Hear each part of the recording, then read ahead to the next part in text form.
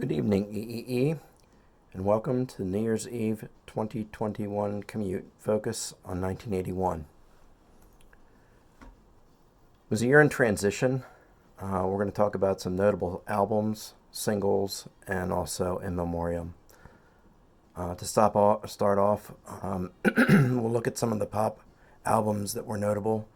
ABBA released Visitors, one of the landmark albums from the Swedish band.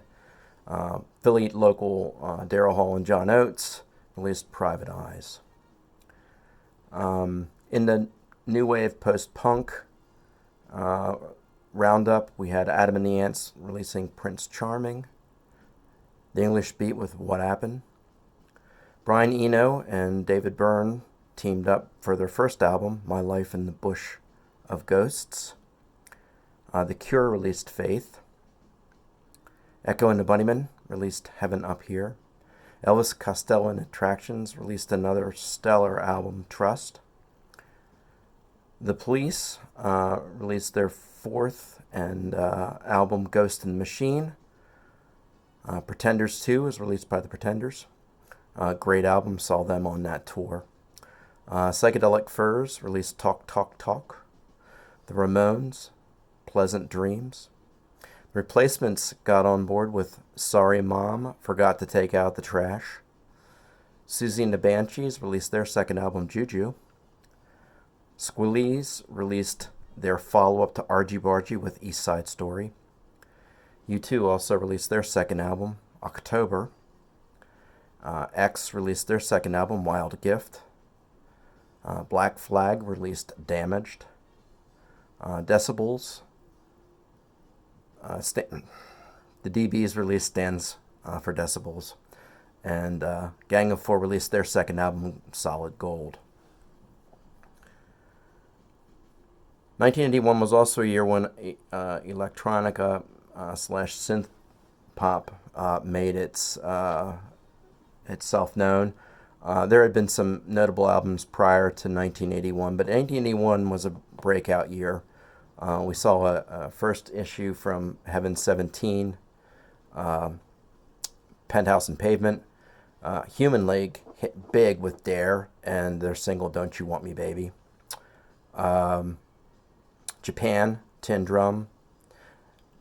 German stalwarts, Kraftwerk released Computer World. Orchestral Maneuvers in the Dark released Architectural Morality. Penguin Cafe Orchestra released their debut. And Soft Cell also came across with their debut, Non-Stop Erotic Cabaret, featuring Tainted Love, Where Did Our Love Go?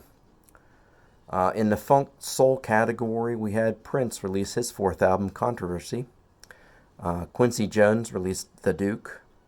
Rick Jones also on his fourth release with Street Songs, which had the Super Freak song, as well as Give It To Me, Baby. Luther Vandross, Never Too Much. In the reggae world music realm, we had Black Uhuru release Red. Grace Jones, the Jamaican, released Night Clubbing. And Nola Cajun music group, the Neville Brothers, Fayo on the Bayou. In the rock category, we had a lot of your standard issue bands put forth some really good albums. AC/DC released For Those About to Rock, We Salute You. Black Sabbath, Mob Rules. Def Leppard, High and Dry. Foreigner released Four. Iron Maiden, Killers. Jay Giles' band released Freeze Frame with the hit song Centerfold. Motorhead, No Sleep Till Hammersmith. The Rolling Stones, and one of their best albums of the last 10 years at that time, Tattoo You. Rush released Moving Pictures, another very good album. Styx released Paradise Theater. Tom Petty and the Heartbreakers released Hard Promises. Van Halen released Fair Warning.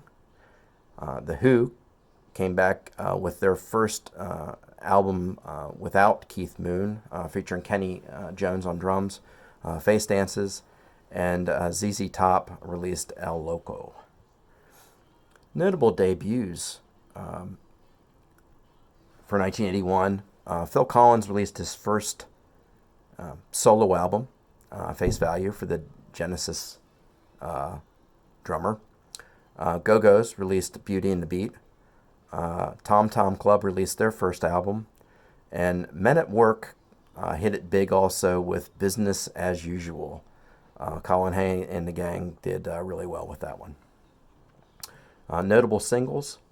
The top 10 singles were actually kind of, again, established artists. Not a lot of new names on here. Kim Carnes hit with Betty Davis Eyes. Diana Ross and Lionel Richie hit with Endless Love. Kenny Rogers hit with Lady. John Lennon and Yoko Ono hit with Just Like Starting Over Again. Rick Springfield hit with Jesse's Girl off his Working Class Dog album. Kool and the Gang hit with Celebration. Hall and Oates with Kiss on My List. Eddie Rabbitt hit with Love the Rainy Night. Dolly Parton and a song that was from the movie of the same name, 9 to 5. And last but not least, REO Speedwagon with Keep on Loving You. In memoriam, there were some notable deaths in 1981. Bill Haley of Rock Around the Clock fame with the Comets passed away in 1981. Mike Bloomfield, who teamed up with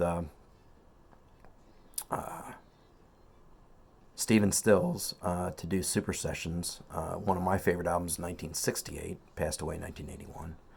Bob Haidt, lead singer of Canned Heat, also passed away, as well as Harry Chapin.